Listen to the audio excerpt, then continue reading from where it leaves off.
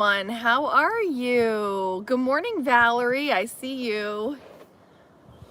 Oh, I'm going to attempt to do this outside today because it's feeling really beautiful, and I think I can make it as long as the wind doesn't pick up too bad. How are you guys so far? Is everybody coming in? Can you guys just say hey if you're in here?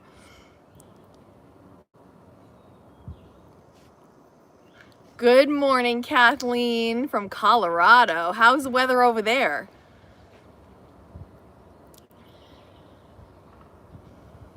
Everybody's just easing their way in this morning. Hello, starting my birthday with the K Squad. Happy birthday, girl. Good morning, Norman. Hi, Debbie. Good morning. Hey, guys, I'm a guest on Debbie's show on Saturday night. You guys just saw how Debbie saves on Tuesday night. I'm sorry, this coming Tuesday night. Debbie, what day is that? The 4th, the 4th, May 4th. Good morning, Sandra. How are you? Good morning, Carmen. But I'm really looking forward to hanging out with Debbie because we have so much fun. I've never met her in person, but like we've talked, and I feel like I know you, Debbie. Hi, Rosie Bunny. Hi, Ramona. Do you guys remember last year when I would sit outside? Look at the bare trees right now, but they're coming back in bloom. Marcy, you are debt-free? Congratulations. We need to have a party just for that.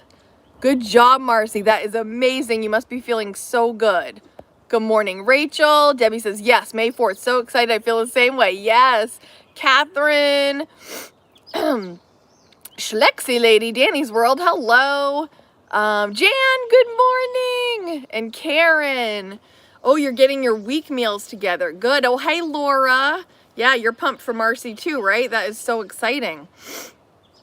Okay, I'm sorry if I'm sniffling. I feel like my allergies are just like a little weird while I'm out here, but I wanted to sit outside if I could. Good morning, Sharon. All right, guys, we're going to read I Will Teach You to Be Rich, chapters 5 and 6, Saving While You're Sleeping, and the Myth of Financial Expertise. A couple of you messaged me. I just want to remind you, a couple of you messaged me and said that your weeks have been really hectic. You didn't get to do the full reading that you wanted to.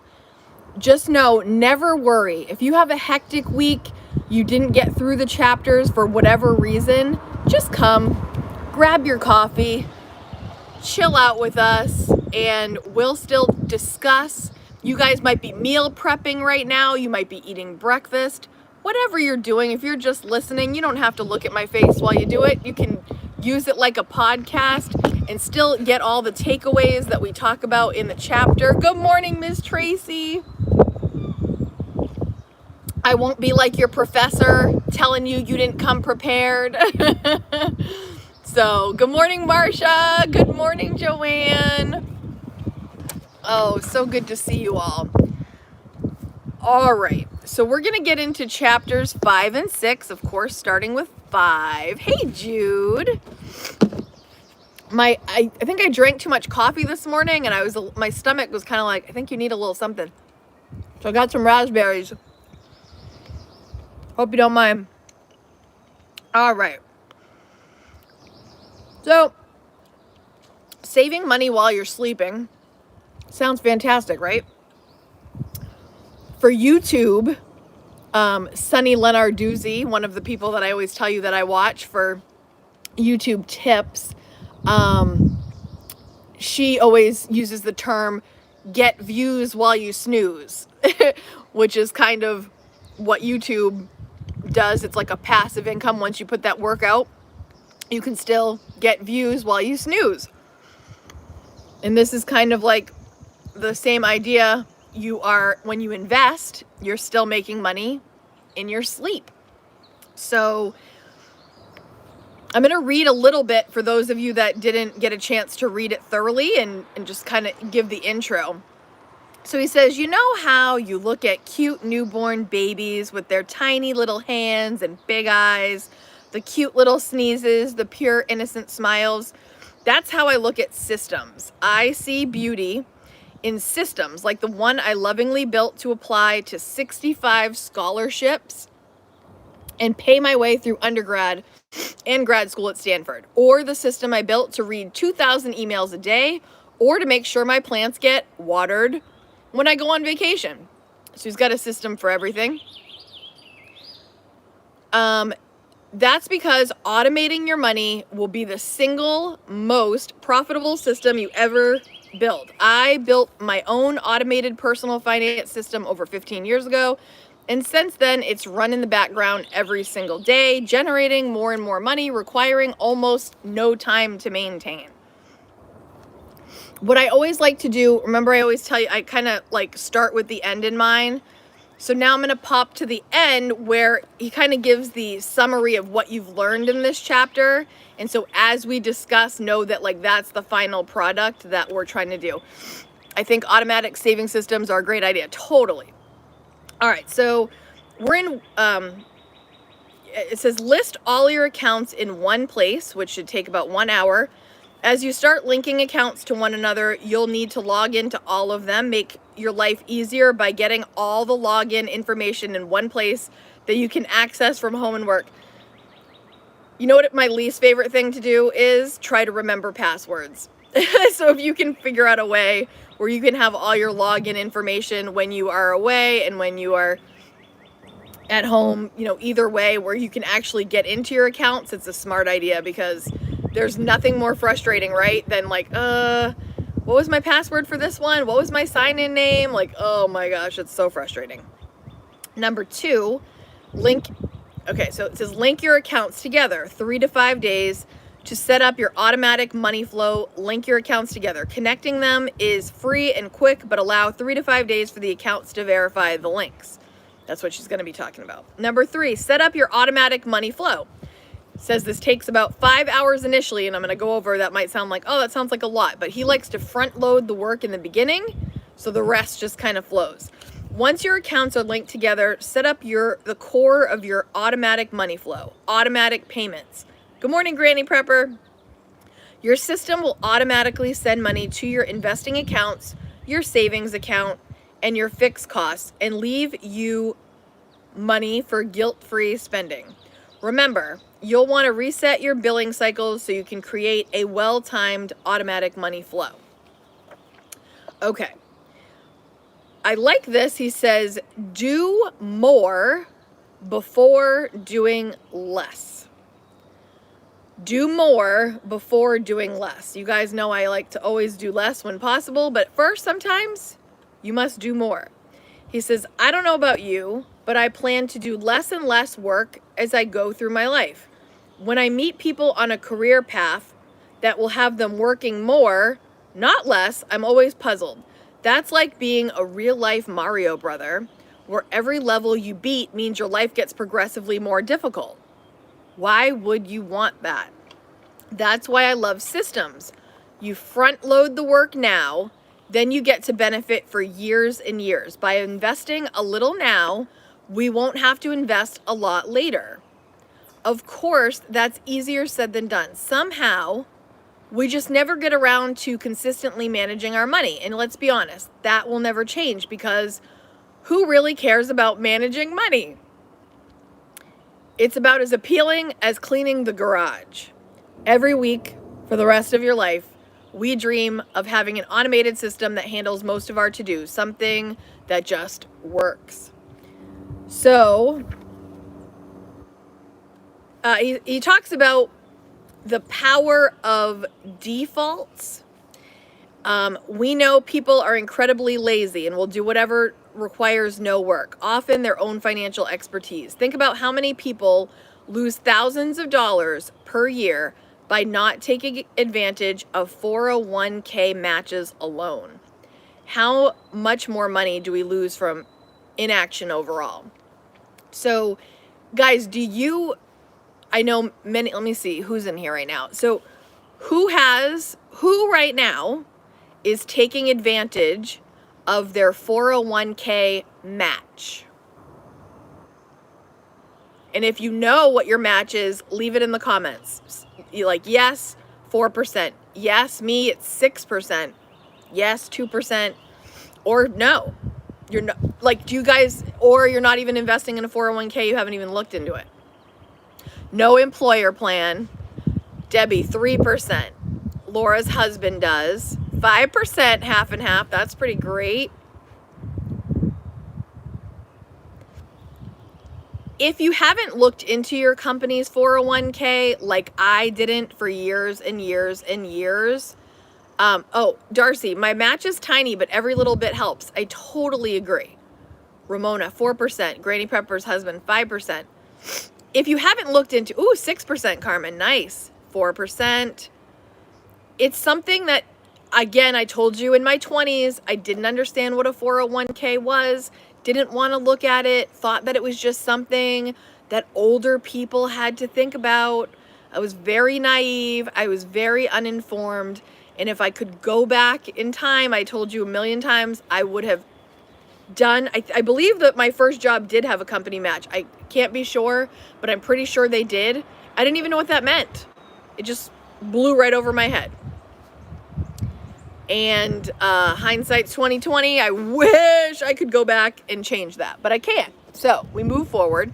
But what I'm telling you now, anybody watching this right now, if your company offers a 401k and you haven't looked into it simply because it sounds like something like, why do I have to worry about that? It's not about worrying about it. It's about taking advantage of a very awesome opportunity. So if you haven't, take the time, reach out to your HR person, ask about it. Try to contribute at least to the match. Say it's 3%. Say it's whatever it is, at least to the match, because then they're going to give you that money literally for free. And compound interest is a thing, and the earlier you start, the better. I think that saying we lose money by not taking part of it is wrong because we each have our own priorities. Well, Scott, right, and we all each have our own priorities. I think he's really trying to set us up for the future for success. And right, it might not be your thing, but it's like especially people that, how do I say this?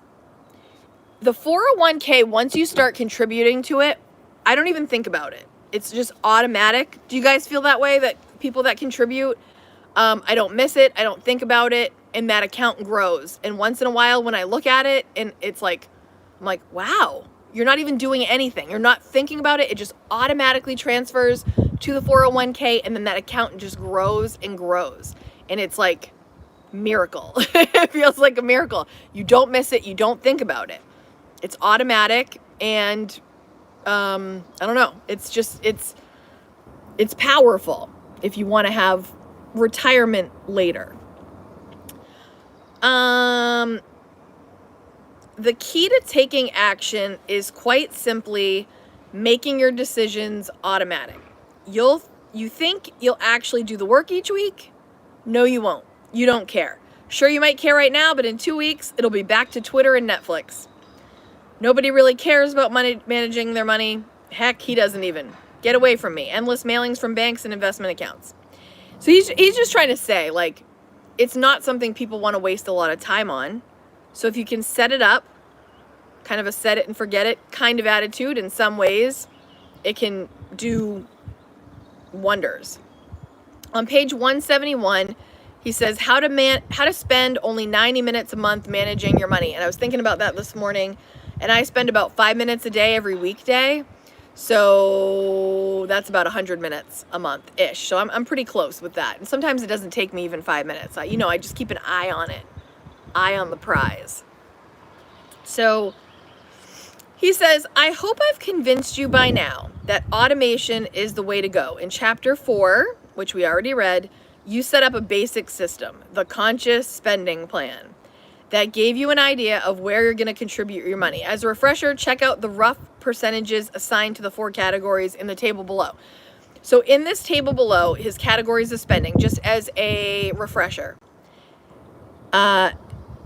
he says fixed costs, rent, utilities, debt, all the things that you have to pay every single month should take up 50 to 60% of your take home. Investments, 401k, Roth IRA, 10%. Savings goals, vacations, gifts, house down payment, cash for unexpected expenses, 5 to 10%. Guilt-free spending money, dining, drinking, movies, clothes, shoes, 20 to 35%. So I just wanted to share this with you, right? Okay. So many of you are students of Dave Ramsey, right? And I just, the only reason I bring that up is because I told you that that's where I started with teachings of Dave Ramsey, right? So let me put this down for 1 second. I took some notes on what Dave Ramsey's spending percentages are. So just as like a kind of a comparison real quick. Okay. So I'm just going to digress. I'm just going to, in the other, it's going to link in. This is all going to work together, right? The next chapter that he talks about, okay, the next chapter that we read is called The Myth of Financial Expertise. So it's kind of like, remember what I always say, we're going to take a little of this, we're going to take a little of that, and then we're going to put it together and we're going to make it into what works for us. You're not going to listen to every word I say and put every word I say into practice. You're not going to listen to every little detail Ramit says. You're not going to listen to every single thing Dave Ramsey says and put it into practice. You're going to find your own way. Not to be redundant, but that's why they call it personal finance. That's what we always say. And I want you to always know you have to do your own version of things that make sense for your own family. So in comparison, I just read to you what Ramit says. Dave Ramsey, this is his piece of the pie. Imagine the piece of the pie. Giving is always at the top 10, the top percent for them, the top category, and its giving is 10%. Savings around 10%. Now he has a lot more categories, so be prepared. Food, 10 to 15%. Housing, 25%. Utilities, 5 to 10%. Transportation, 10%. Health, doctor bills, appointments, 5 to 10%. Insurance, 10 to 25%. Clothing, personal, 5 to 10%. Recreational, 5 to 10%. And lastly, he does miscellaneous, 5 to 10%. So when you're listening to all that, you're like, well, which one do I do? Right? Like Ramit's kind of saying like, try to direct it more toward guilt-free spending. And Dave Ramsey's like, no, this breakdown's different. You know, do this, do this. So it's definitely, it's what you're going to make of it, right? Are you guys still there? All of a sudden, no comments are coming up. We didn't lose connection, did we? Good morning, Angel. Oh, listening while cleaning up breakfast. Oh, awesome. Good to see you, my friend. Okay, so you're still here. Okay, you're just listening. Okay. So those are pretty, thank you, Marsha.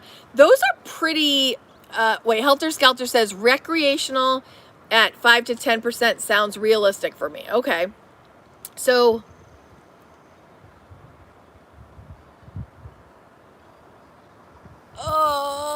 okay, wait. I feel the same way. Oh, I missed what you guys said earlier.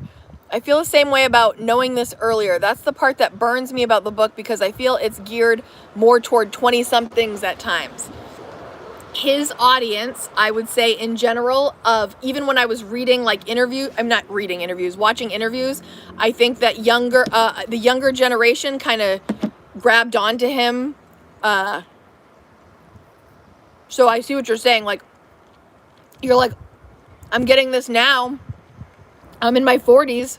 Darn, I wish I'd known this earlier. Yeah, it chaps my butt too that I didn't know this stuff earlier. Rosie Bunny. I feel like Rosie Bunny in here is in our younger generation here. Rosie Bunny, how old are you? I feel like you are younger, and I feel like this kind of stuff will really benefit you.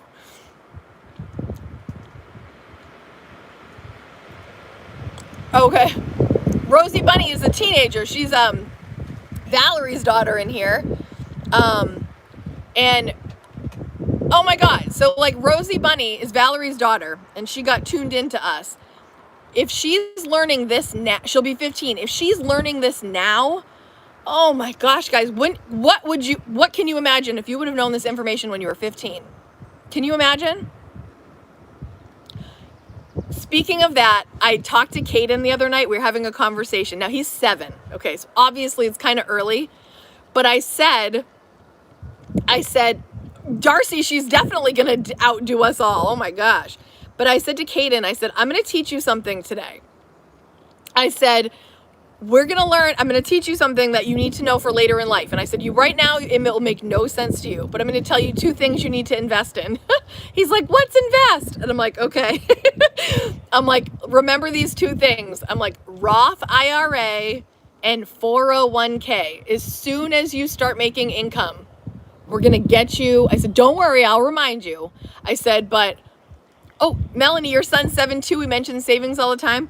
I said, honey, we're going to get you set up with a Roth IRA and a 401k. And don't worry, I will remind you, but these are things you're going to do. So we talked about it and I was explaining what it was. And he was like, okay. And so the next morning he went to school and then he was with my parents after school. And I texted him. I was like, what did we learn last night, honey, about money? And he wrote back, Roth IRA and 401k, exclamation point. And I was like, that's my boy. He totally remembered. And I'm going to continue to drill this into his wonderfully amazing brain until, you know, because it feels to me, and I don't think we're too late. No matter how old we are right now, at least we know now. The next best time is now, you know? We missed it. We missed that part. Who cares? It stinks. But like, here we go. We're doing it now. I forget how old I am. I'm 42. Am I 42? Oh well, we're starting now. Oh, my oldest is 18. We already have her saving money. No credit cards. Good morning, Shelly Tawny. Oh no, you have no bilateral pneumonia. I'm so sorry. I hope you feel better soon. Oh man. Darcy, that's a big part of parenting, teaching them what you wish you had done. Oh my gosh. I'm going to teach him like there's no other. Kate, that's my, oh wait, I have drilled in my kids' head how credit card interest works. They are now 18 and 21. Awesome, Christine. Kate, that's my plan. I got started late and I will not let my kids miss the opportunity. Absolutely. Sandra, and it's a K, 401k. I love it. Thanks for reminding me about that. Our thing was he was going to give me half his money when he starts working to save for him. Oh, I think I missed part of something. Rosie Bunny says, thanks everyone. Valerie. So yeah, so again, okay, so it's like we've got different pieces of information based on your budget and what works for you and what you're, kind of like what Scott Dow was saying earlier, like what your priorities are. Good morning, Cheryl. You've got to make it your own and figure it out. I told you, when I read Ramit's, when I read guilt-free spending 20 to 35%, I was like, what? Like that was my first initial reaction. And then I'll tell you, my second reaction was, wow, wouldn't that be nice?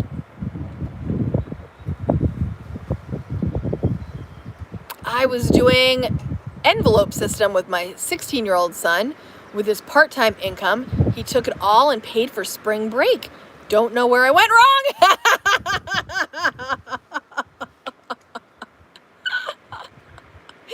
Well, at least it wasn't your money though, right, my dear? Oh my God. Right. My son would spend it all on Robux if I let him. There's a game called Roblox and you get like accessories and leveling up with Robux. Does anybody else have a kid that loves Robux? Did anybody else do that? Any other kid that loves Roblox and wants Robux like constantly? Oh yeah, Marsha. Yeah, totally. Good morning, Katie. It didn't notify you? Those little brats. Your son. Sorry, raspberry time. My brother. Oh, Valerie, your brother. My brother loves Roblox. Oh, as well as you do. Oh, your daughter loves that game? Oh my gosh. Good morning, Christine. Kaden would spend it. You know, some people bet it all on black. Kaden would bet it all on Robux if he could. I don't let him, but that's... God, he loves Robux. Okay, what was I saying? You didn't get a notification either? Jeez. Huh. I mean, I don't know why that is. Do you guys have... Oh, by the way, do you guys hit the bell so you're notified when things come up? Like, have all of you hit the bell? I'm always wondering about that.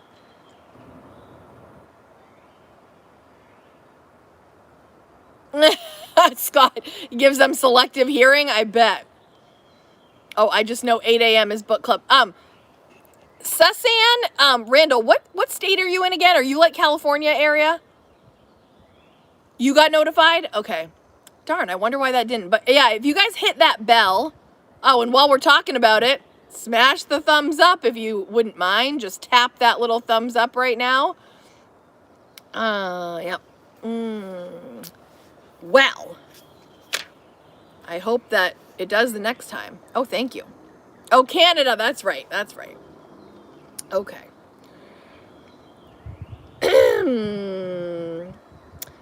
Okay. He calls something called the Next 100. Oh, Lori, you get them? Okay, good. I don't know what happened on some of those. Let's take your conscious spending plan and make it automatic. To do this, I use a concept called the Next 100. This means simply, where will the next 100 you make go? Will it all go to your investment account?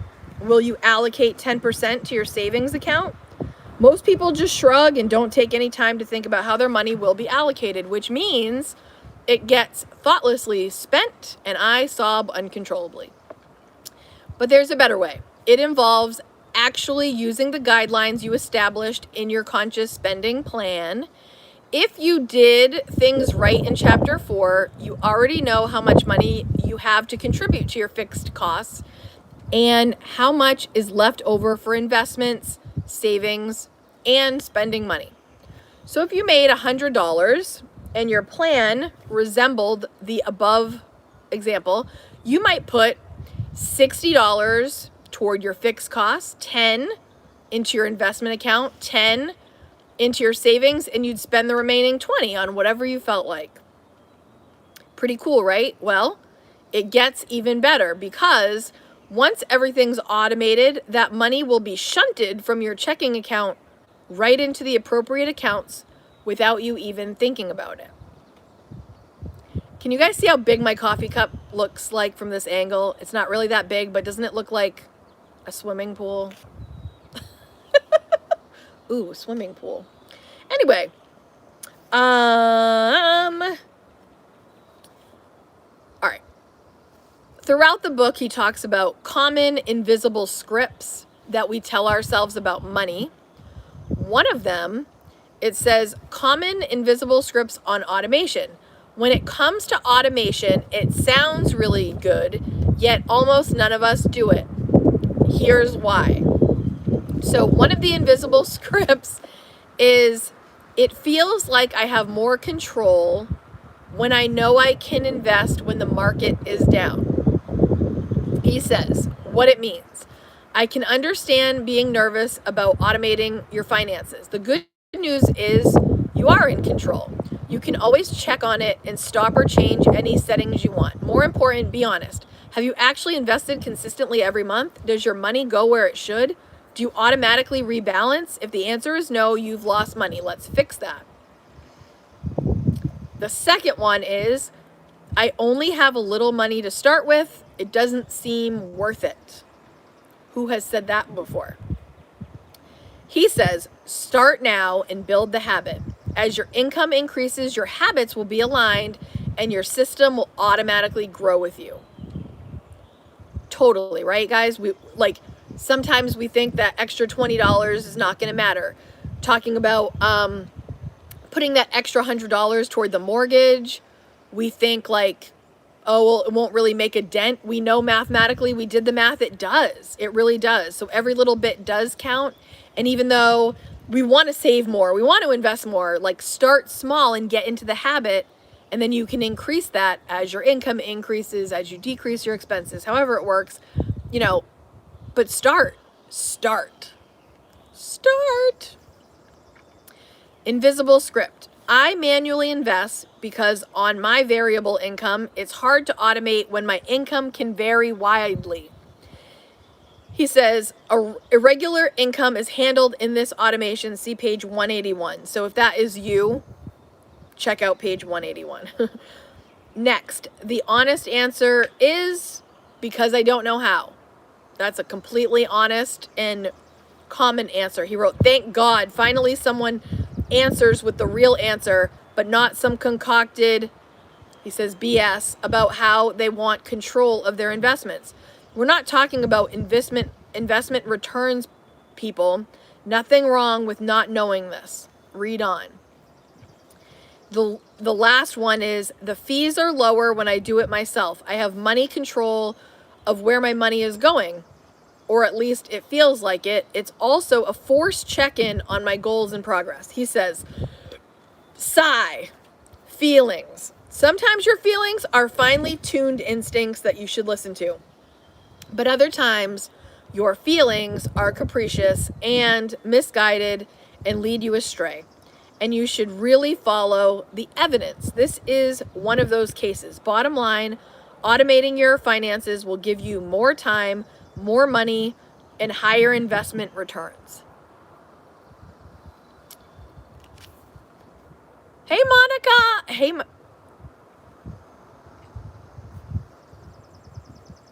Monica, Vida, how are you doing?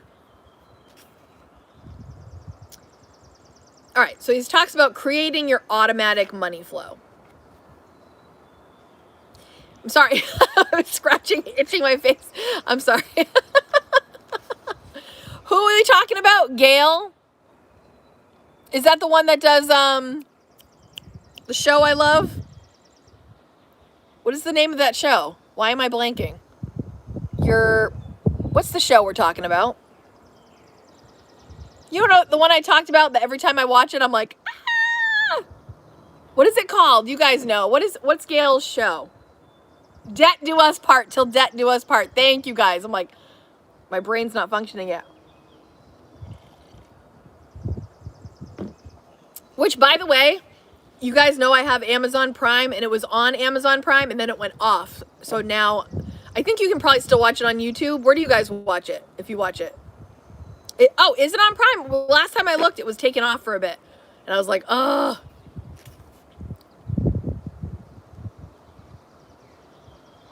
I don't have her book. That's something I might want to look into. What's her book called? I can Google it, of course, but...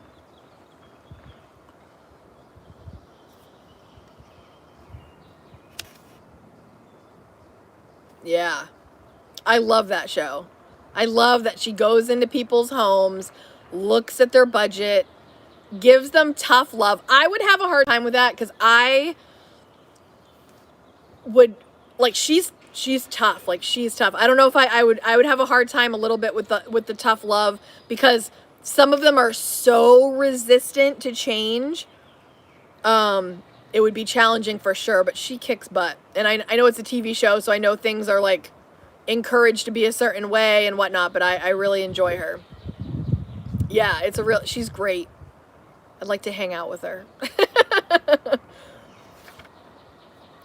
Well, okay, so I don't know how far you want to dig into this, okay, because it's saying creating your automatic money flow. Now that you see how it works, it's time to implement. Tip: if you don't already have direct deposit, talk to your HR rep and set it up with your checking. Who has direct deposit? Oh my gosh, I have not gotten a physical check in a long time. I get direct deposit for my job. I get direct deposit for Google, for this. Everything's direct deposit. Oh, you watch it on YouTube? Okay. You guys have direct deposit for your checking? Easy breezy. Direct deposit, direct deposit. Oh, your husband still gets a check. Annoying.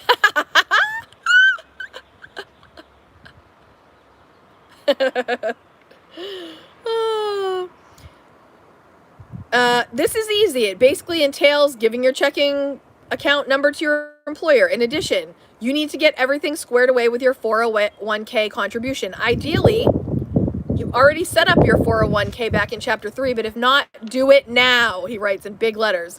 Even if you already have a 401k going, you may have to adjust the amount you contribute every month based on your new, shiny, conscious spending plan. I think about this sometimes commonly. Okay, like I told you, I contribute 6%, so it matches 6%. So that's 12%. So that's already over like what he recommends of the 10%.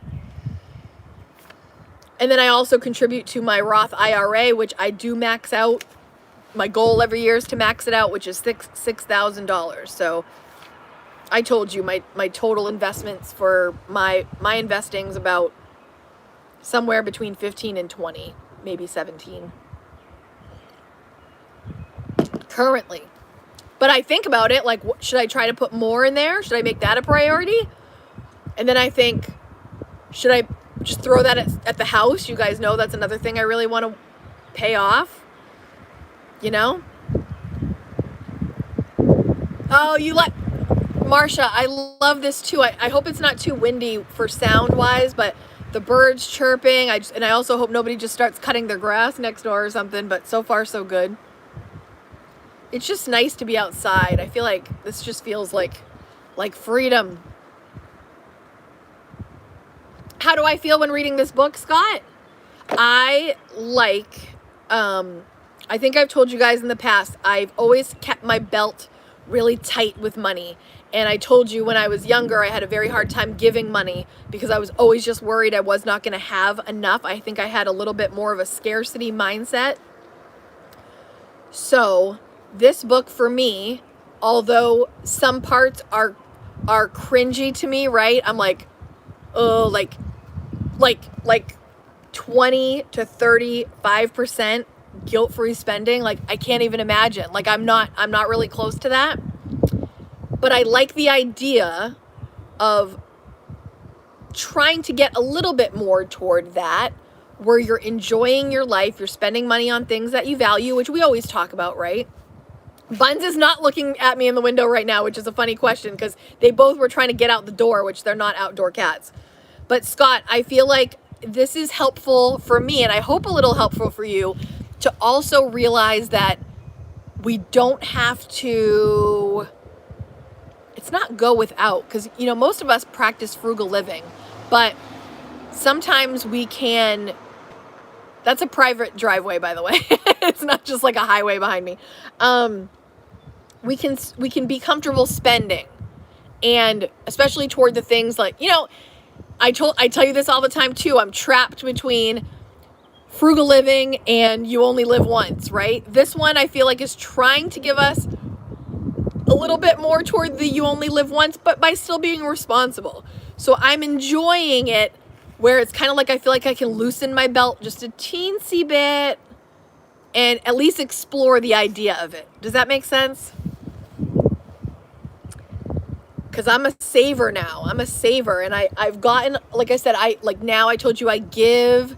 Is it cold where I am? I'd say it's probably about 50 something right now out here. 53 maybe. 54. It's supposed to get to 70 later. Some parts are cringy to me too. Some I'm just like, but then sometimes I'm like, oh, well, let's think about that a little bit. Like, could I be a little bit more like that? Does that help me a little bit? But I do like the overall message of the book. Right. I think so too, Angel. Like it's a different way to look at things because you guys know I'm kind of set in my ways. I'm starting to feel that worry too much about what these gurus say. Oh, well, Scott, that's funny that you say that because next he's going to tell us basically don't listen to anybody because gurus and expertise are not, they're not necessarily reliable. We're going to talk about that soon. What time is it? Oh my gosh, I got to move along.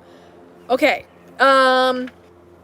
How to connect your accounts. Paycheck should fund 401k and checking. Your checking, Roth IRA, savings, credit cards, fixed costs, occasional spending cash.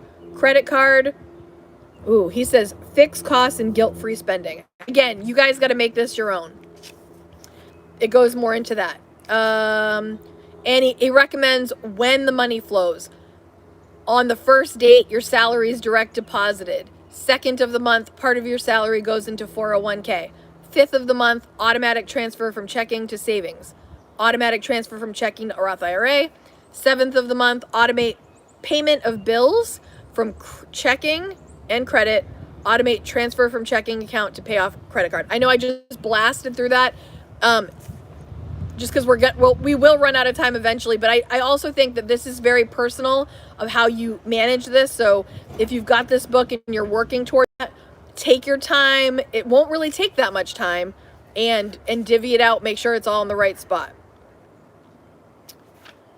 All right, let me just read this real quick. When do I get to spend my money? Okay. You've got your automatic infrastructure set up. Each month, you've got money flowing automatically to your investment accounts and savings. You've even cut your spending by focusing on a couple of big wins. So, when do you get to spend all this money? What a great question. The only people who've ever asked me this are actually concerned about saving too much. I could maybe be in that category. The answer is simple. Once you've gotten your money under control and you're hitting your targets, you absolutely should spend your leftover money. Look to your savings goals. If you have something in there for vacation or new snowboard, maybe you should. Otherwise, what is all this money for? Money exists for a reason, to let you do what you want to do. Yes, it's true. That kind of sounded like a Dr. Seuss rhyme. Every dollar you spend now would be worth more later.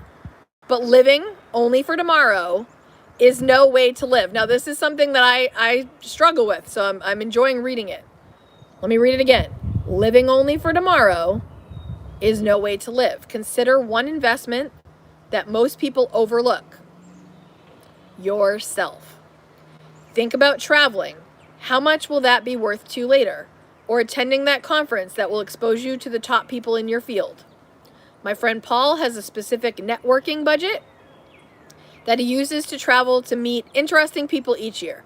If you invest in yourself, the potential return is limitless.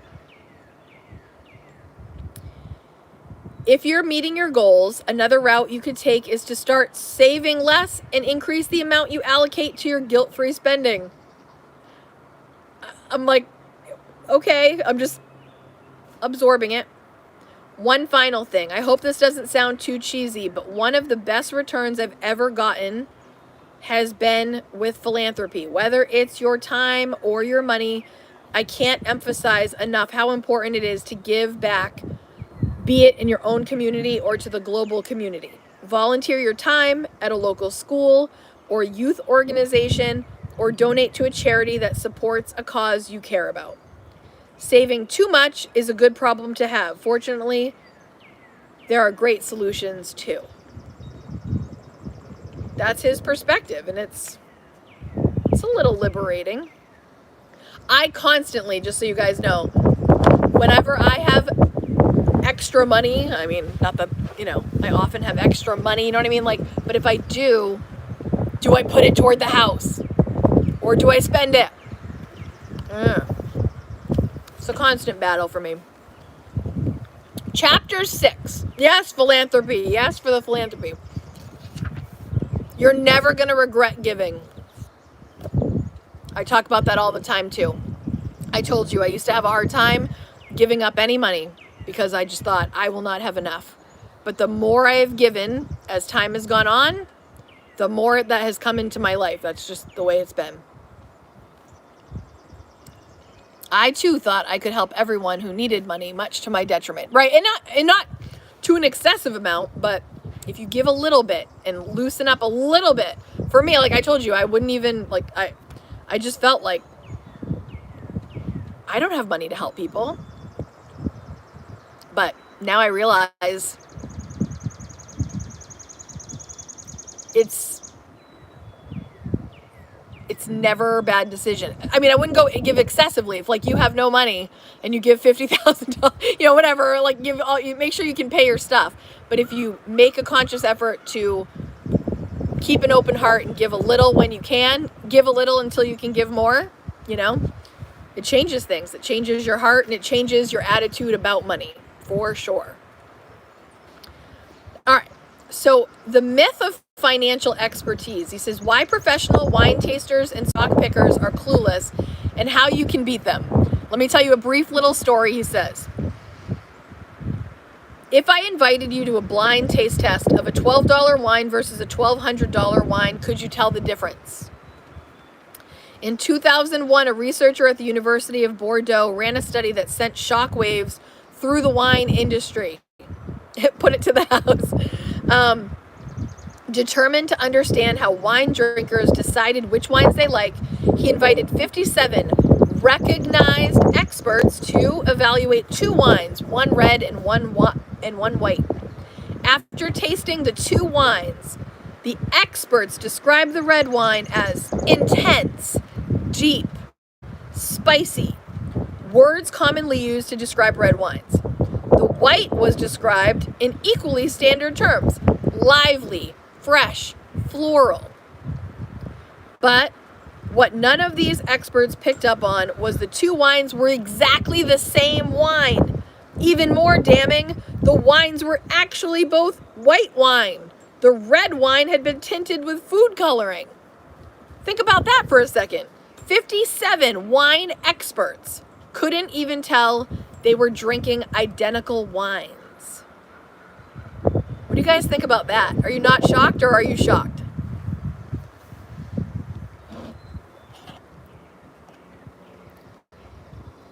"57 so-called experts."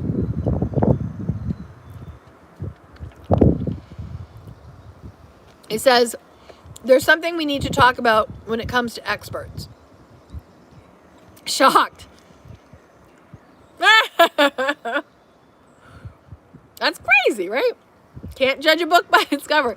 And they're supposed to be trained to oh, Team Gert, hey. Oh, sorry, Gert.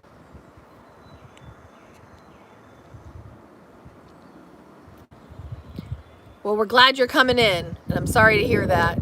Hi, Margaret Holland. He says, we love experts. We feel comforted when we see a tall, uniformed pilot behind the control. Okay, this actually kind of let me read it, and then we'll go. We feel comforted when we see a tall, uniformed pilot behind the controls of a plane, right? We trust our doctors to prescribe the right medications. We're confident that our lawyers will steer us right through legal tangles, and we devour the words of talking heads in the media. We're taught that experts deserve to be compensated for their training and expertise and experience. After all, we wouldn't hire someone off the street to build a house or remove our wisdom teeth, would we? All our lives, we've been taught to defer to the experts, teachers, doctors, investment professionals, but ultimately expertise is about results. You can have the fanciest degrees from the fanciest schools, but if you can't perform what you're hired to do, your expertise is meaningless.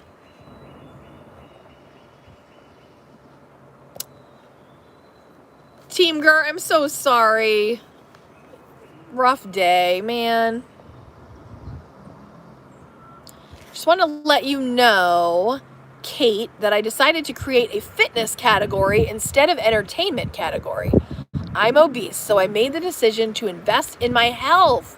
Letty, way to go. That is awesome. Good for you. That's a great way to adjust the budget to your priorities. That's a perfect example.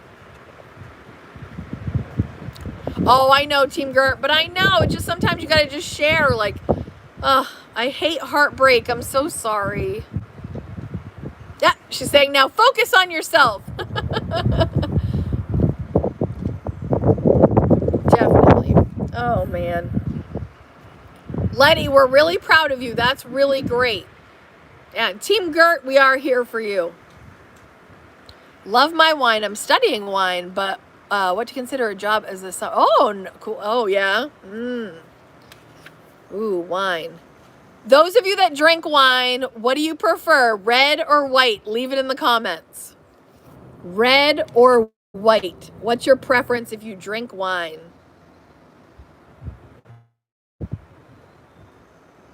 Red, white, red. Ooh, this is a battle here. White all the way. Wine, yes. She's like, yes to wine. Rosé in the summer. Hot tea for Donna. Hi, Donna. I'm so sorry. I saw your name coming up. So hi, I'm sorry I didn't get to say hi. Anything sweet. Moscato. Oh, you prefer beer, actually. Moscato, red. My favorite is Pinot Grigio, which is white. Would be my favorite if I had to pick. Gave up red for Lent and learned to love white. Bam! I like Pinot Grigio. It's my absolute favorite if I'm going to have a glass of wine. Okay. So, experts can't guess where the market is going.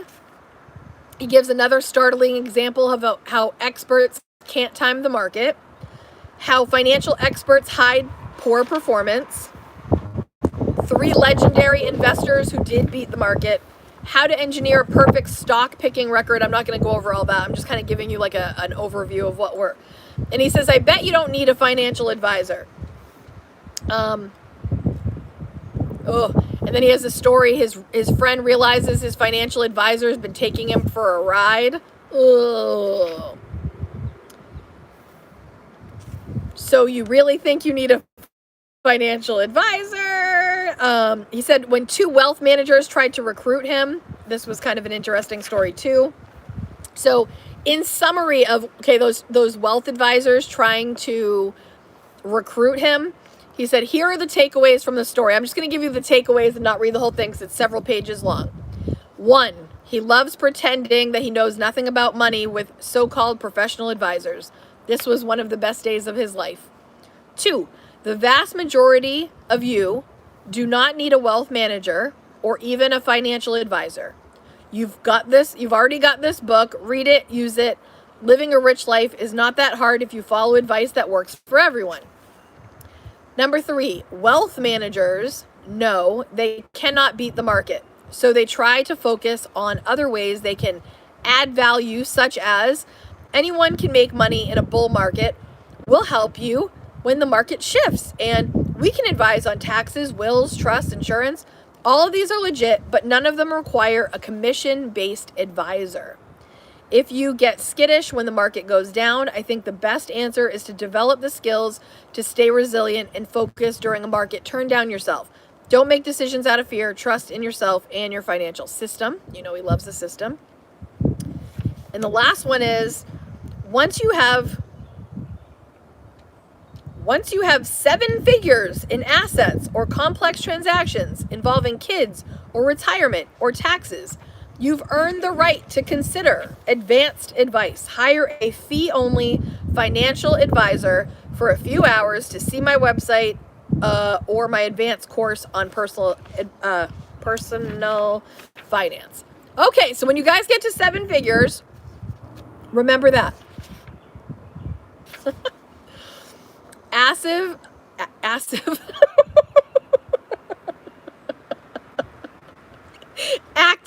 and I meant to say active versus passive. It came out active. Active versus passive. That kind of just got all mixed together. Management. So once you get all this set up, you know, guys, you don't have to think about it. It's like automatic. It's peace of mind for the most part. Like it is smart to do, you know, have everything set up. All right.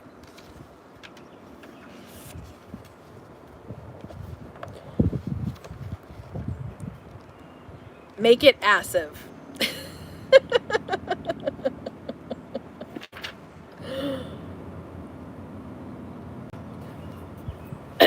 Any final thoughts on what we read today. By chance, any questions? Hi, Alita. Vanilla iced coffee, yes. Oh yes, Jeff Bezos makes quite a bit of money. Couple left down here.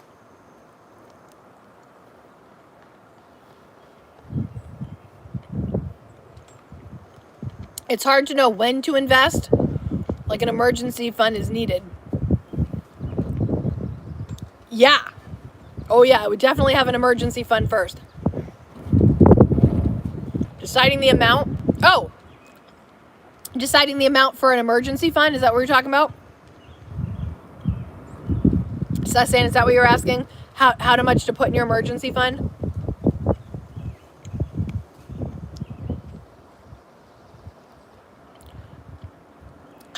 I feel like that's a hard one too. But if you follow Dave Ramsey, of course, they always say have the starter one, which is $1,000, right? Then pay off all your debt.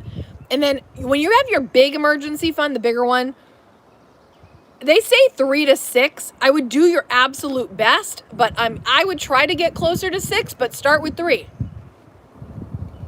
Because the money I invest is the extra but important. Okay, wait. So do you have an emergency fund at all yet? Do you have like your starter emergency fund? And maybe you don't follow those steps either, so that's another question. Do you have anything for an emergency fund yet?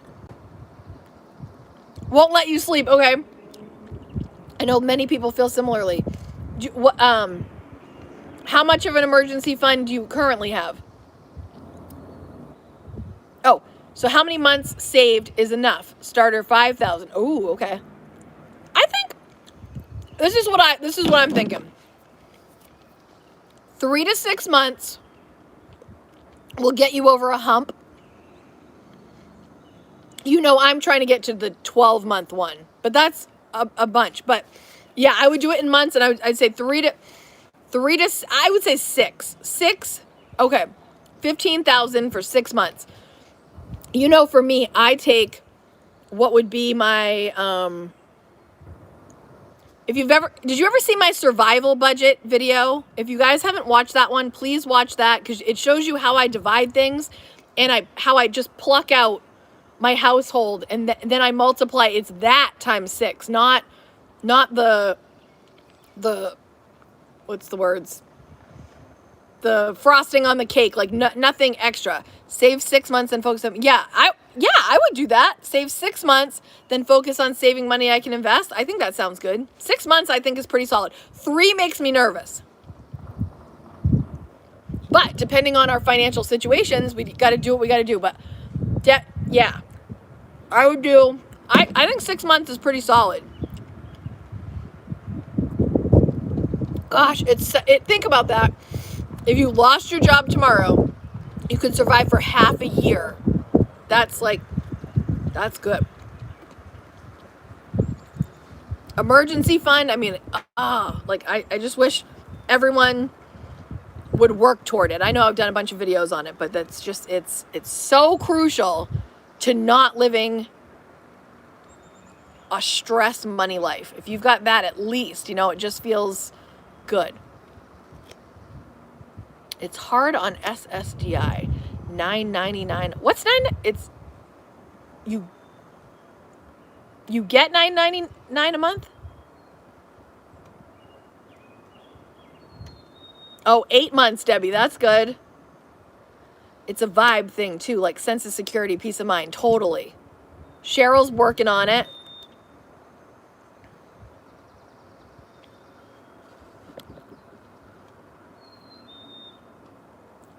Got it. Okay. Oh, it's starting to get sunny. I'm like, nyeh. I brought my sunglasses out here. It's an emergency fund if you pay rent ahead. Oh. We've talked about sunglasses before. I've had these sunglasses for I don't even know how many years. And I don't know if I look like a weirdo or what. What is classified to use your emergency on just rent and utilities? Okay, for Rachel, for me, I do rent or mortgage, utilities, car, like anything to get around so you can find a job and all that stuff, food, everything like necessary. Piano lessons are not necessary. Clothing budget, beyond the basics, I wouldn't, do more of that. All the stuff, like if you watch my survival budget in my household, everything I keep in the household income, with everything to keep the house running and food in your body, that. But no, I wouldn't worry about investing. That's not, like, I wouldn't have that in that. Saving additional money, like when you're in like the really hard parts, I mean, you always want to be saving, but only the crucial things that you have to pay your bills every single month is in mine. What'd she say?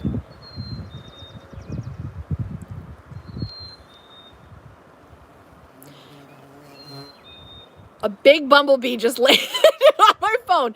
Kate, you may have not seen earlier, but could you consider a future book club reading geared a little more toward those that are slightly older than the audience he's targeting? Oh, absolutely, Nadine. And I didn't know what I was getting into with this one. I just kept hearing it was so good. So I just was like, oh, well, let's hear that. But yeah, and by the way, so as far as books go, I think you guys have probably seen a pattern. We did in January a non-financial book. February we did a financial book. March, April we're doing a March we did a non-financial book. April, May, because of the way the weeks did, we did financial. Next I'm looking to do non-financial. Because I like the kind of books that just improve our lives and give us like a little breather in between, because I feel like it's a lot of messages about money over and over again, which I like learning how other people do things so that I don't get stuck in my ways, or maybe I hear something new that makes me go, oh, maybe I can incorporate that to make my budget better or my thinking better. But I love those books in between. Atomic Habits, Essentialism. Those are like two of my favorite that we read. Do you guys feel that way? Do you like alternating? Oh, Ramona, Everything is Figure Outable. That is such a good book, right? With Marie Forleo.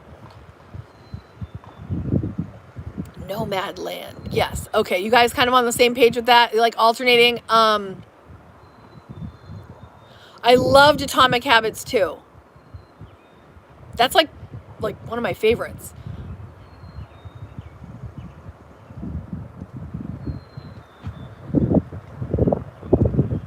Oh, good. I definitely get some great info from this book, though. Yeah, right, Nadine? Like, you got some good stuff out of it, but it's like I totally know what you're saying. Totally.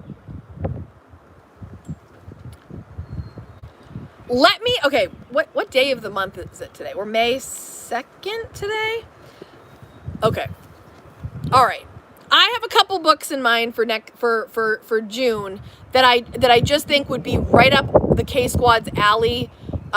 Particularly one, I just want to make sure I look through a couple other things first to see if there's something that I gravitate more toward that I think would be most beneficial for all of us. But next week, guys, we don't have book club because it is Mother's Day, and I am going to spend that day with my family, and I hope that you guys, if you're able to, depending where you are and what your virus conditions are, hopefully you can spend a little time with family if your mom is around, if you got access to your mom, like anything like that. Oh, you loved Essentialism, me too. Did you guys see I posted on that the author hearted my tweet about it? I was like, that kind of stuff gets me excited. Oh, thank you for the Mother's Day wishes, Scott. Guys, happy Mother's Day to all of you mothers out there. I hope that you're able to really enjoy some time with family if you can. I know some people still can't see each other yet, so, or at least send your mom a message, right? Call her, do something. Guys, your mama loves you more than anybody in the world, and just remember, they love you so much, and if you can do something nice for your mom or even just some kind words, it goes a long way. Fur mom, that's right. What you got, Tracy? Dogs, cats? Yeah, Tony, I'm so sorry, right? Unfortunately, on lockdown, some people will not be able to do it again this year.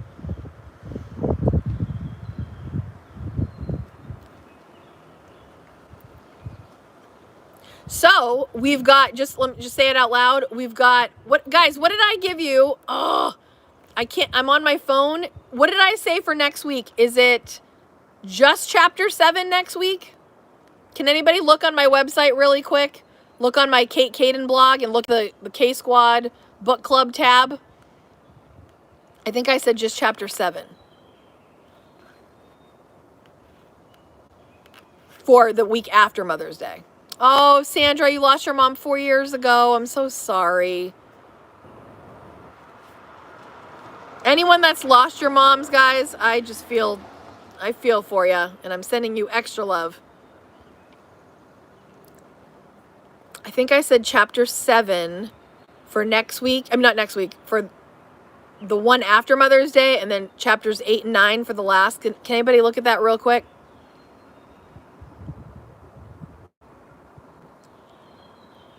Oh, Scott, I tell my parents all the time, I'm like, you're not allowed to go anywhere ever, because it's just, ugh. Obviously, I know it's not realistic, but I just love my parents so much.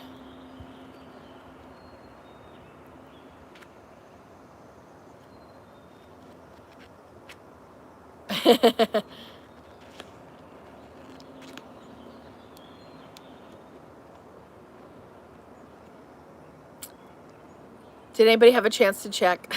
I'm sorry. Lost your mom 20 years ago and my surrogate mom last year. Oh, I'm so sorry. Moms are so special. So are dads, but thank you, Nadine. Just chapter 7. Okay, so next week you have a week off. Enjoy doing whatever you want on a Sunday, but I will miss you. Please know that. And then, oh, okay, let me just say a few more things before you guys head out, if you're still here.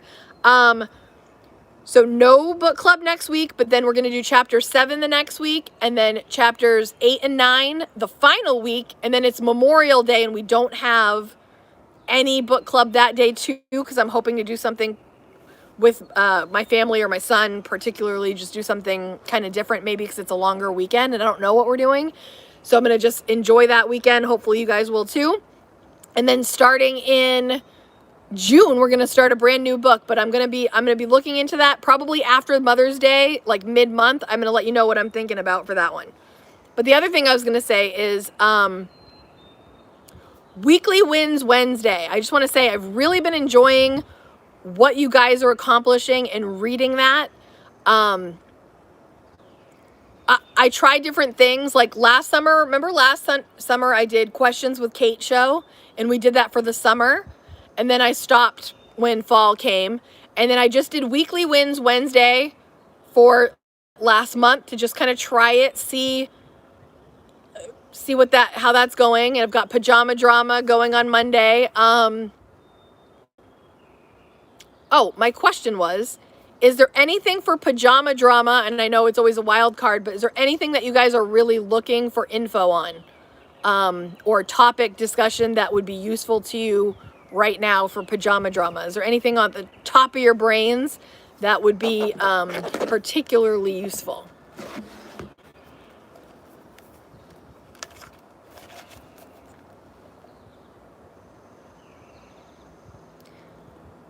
Yes, Donna. Yes, yes.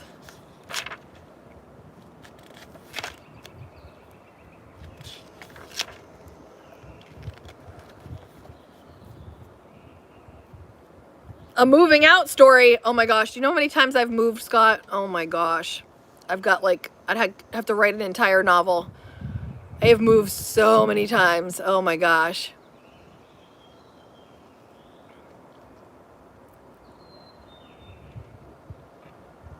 And don't forget, I'm going to be on How Debbie Saves on Tuesday night. If you guys get a chance at 7 p.m. Eastern Standard Time, we're going to be chatting and we're going to have some fun. And we'd love for you to come join us in the comments and join the discussion.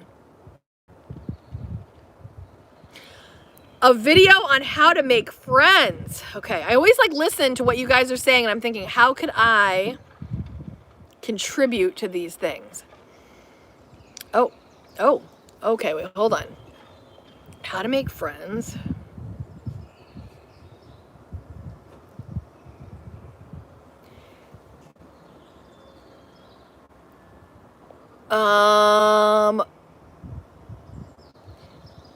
Talk budget, saving, no spend.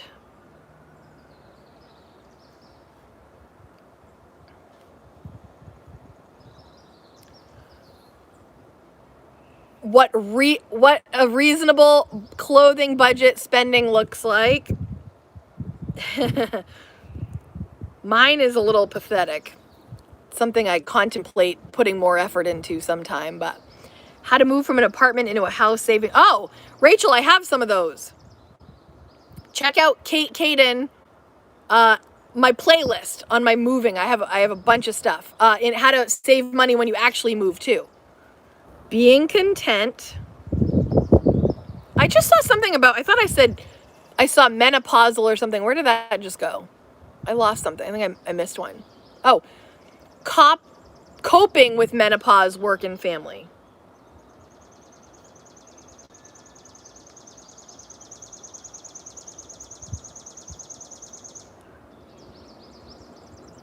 Oh my. Oh, you'll be there on Tuesday. Yay. Oh, wow. You guys have okay. Oh, you like the yes, how to make friends. How about feast or famine spending? I notice that I hardly spend. When I do, it's bigger ticket item. Oh, yeah. Yeah.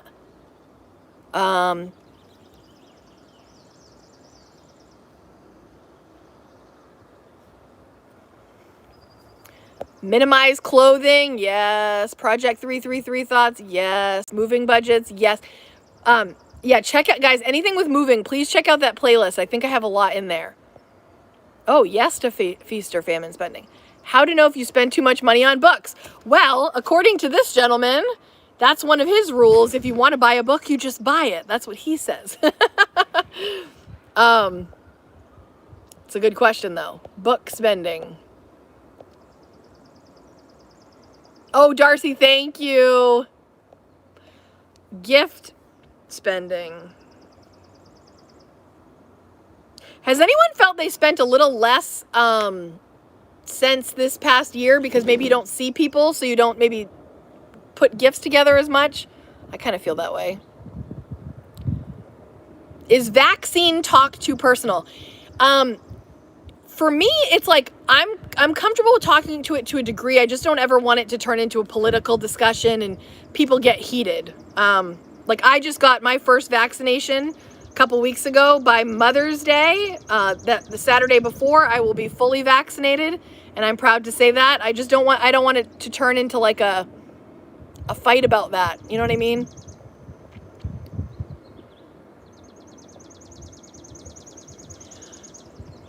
Oh, you know what, Nadine? Okay, she's saying, how about embracing our lives have changed during the pandemic, especially ideas to still have vacation, staycation, although it may not be what you originally envisioned. I also like, Nadine, the idea about as the pandemic unfolds, like maybe going back out the other end, like being strategic about what you add into your life and what you don't. Like there's a lot of things we had to go without or change, and I wonder, like, you know, the transition back to like all of a sudden kids can start going to lessons again. All of a sudden we can start doing that, you know. Yeah, Kim, like I probably wouldn't talk much about it, like the vaccine.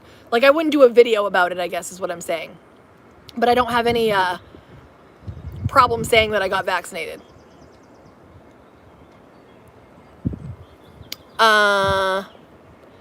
Oh, decluttering. Oh, effects of decluttering too much. Now what? I feel empty, but don't want to buy stuff again. Oh, really, Letty? I don't really hear that often. You feel like maybe did you declutter too much? Yeah, it's a hot topic. Post-pandemic, that's a good one. Right? You guys like that kind of idea, like the transitioning back to real life. I had no effects from my vaccination at all, just so you know. Like, I felt totally normal.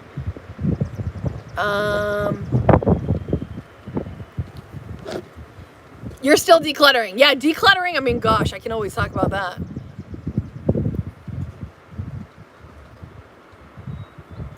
Ooh, just looking to see if I see other stuff. Oh, I spend less on gifts since working from home.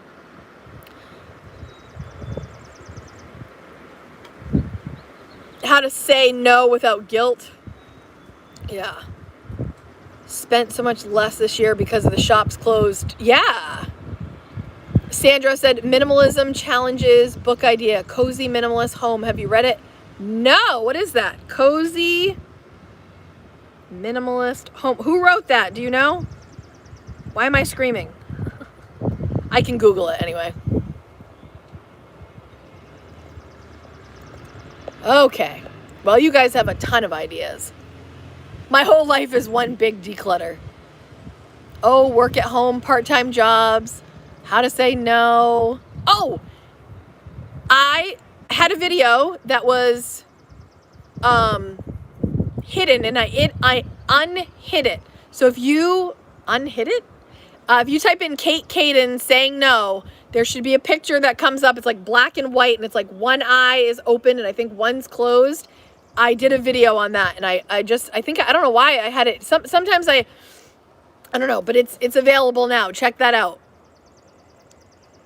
Strategies to get rid of items. Oh God, you guys give me like 8 million ideas. I could just make videos all day. I wish I had time to make videos all day.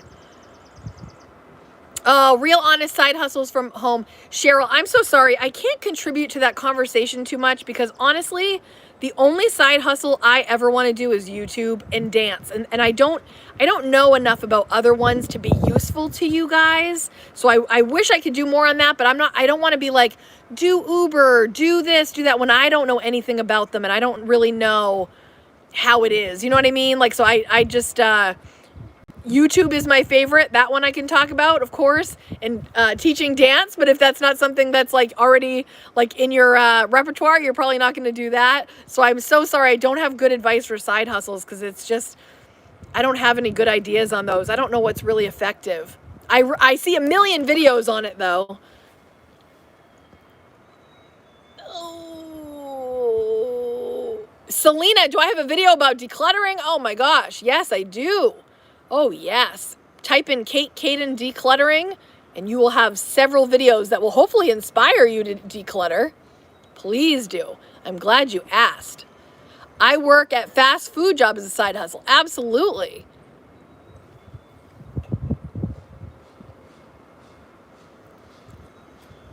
Yeah. Yeah, you guys will probably never see me doing like full-on investing videos either because I do my Roth IRA, I do my 401k, but I don't know enough to share to make you guys more knowledgeable. Do you know what I'm saying?